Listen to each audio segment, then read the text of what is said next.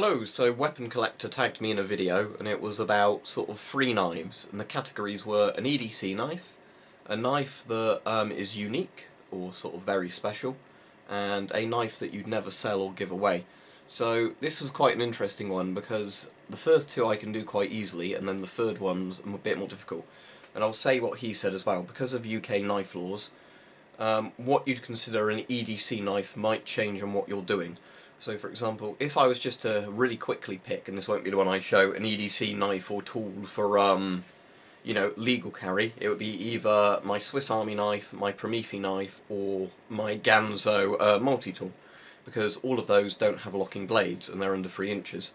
So they're the ones you could carry on you and not worry about, potentially breaking the law.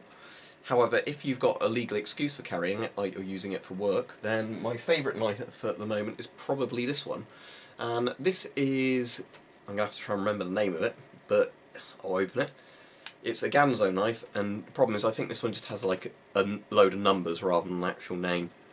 So it says on the blade C726M440C, so 440C will be the steel, sorry, it's G7, so I guess the Ganzo 726M is the name of it.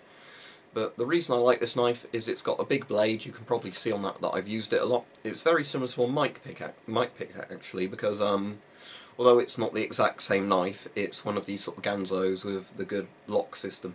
So the reason I like this, it fits very well in my hand. It's a good blade, very easy to keep this one sharp, because you'll find some knives are easier to sharpen than others. But I guess the 440 stainless on this one's one that's quite easy to keep a good sharp edge on. So I use this a lot when I'm volunteering, if I need to cut open straw or bags of hay.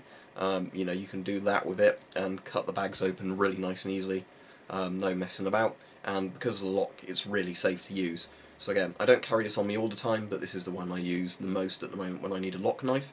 The other thing I like is because it's orange, sort of a bright orange colour. The reason I went for this colour is if you ever drop it in the grass or whatever, it's very easy to see. And also, if you've got it in a pocket, it looks like you're not trying to hide it. It's obvious you've got a knife on you, which is one of the things I like about that. It doesn't look, I guess, as scary if you've got a orange sort of handle, or a neon kind of one, until it gets classed as some sort of zombie knife type thing. But yeah, it's very good for that reason, so that's the one I use for everyday carry when I need an actual proper lock knife. I'll also just quickly mention the Tangram Amarillo is one I like a lot as well, but if I'm going to be carrying a lock knife, I normally use this one now because it's a bit bigger. So, as for a unique knife, it'll definitely have to be this one. So I've got it in a nice little box, and I work out which side is the side the box opens. There we go. And this is a knife Bart got me when he went to Morocco. And it is, I think, a Bedouin kind of knife. Some people did identify it, but it's sort of like a tribal knife, more like a ceremonial kind of display knife than an actual functional one. So it's got this lovely sort of hand-carved, sheath for it, and there's the blade. So as you can see, the blade is pretty rusty and used. I wouldn't use it for anything, it's just like a souvenir, but it's a very nice sort of thing. So again, it's not a knife I know lots about, other than he thought I'd really like it and he got it for me. I think he said it was something like goat skin or camel sort of skin leather on the handle, which is interesting. But yeah, so there's that. As I said, that's like my special knife. So that would also be one I'd never sell, but I thought I'd pick a different knife for that because it's a bit boring to say the same knife twice. So the one I'd never sell is the Swiss Sturmgewehr 57 bayonet, also known as the SIG 510 bayonet. And this is a lovely bayonet, and it's one that's quite hard to, although these don't sell for too much, they're very reasonably priced bayonets. The reason I like this one is just because of how good it is of a bayonet. Because the problem is with, I've said before, like the knife market in the UK, well, like the availability of bayonets and things like that, it means that often bayonets aren't reasonable prices. So, for example, the FAL bayonets and SLR bayonets are more mass-produced than these, aren't as good as these bayonets, and cost way more to buy. However, this bayonet, despite being a less mass-produced bayonet, is actually a lot cheaper and a much better bayonet. So as you can see, it's a very long blade. The edges are not sharp on this at all. You could probably sharpen them if you want to, closer to the tip. But this is your classic bayonet, which is designed just purely for stabbing. So it fits nice enough in the hand that if you had to use it as like a little fighting dagger, you could do. But obviously, once put on the rifle, and bear in mind it goes on a full-size battle rifle, not an assault rifle, it gives you a very long extra bit of reach, so it's pretty much turned your rifle into a spear. So this would be the one I never sell, just because I think this is a bloody lovely knife for what it is. It's obviously some sort of stainless steel.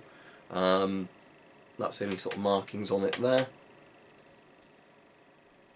That said, it's very nice. It would just obviously, that lug would go over the barrel there, and then it clips on using this mechanism here into the rifle.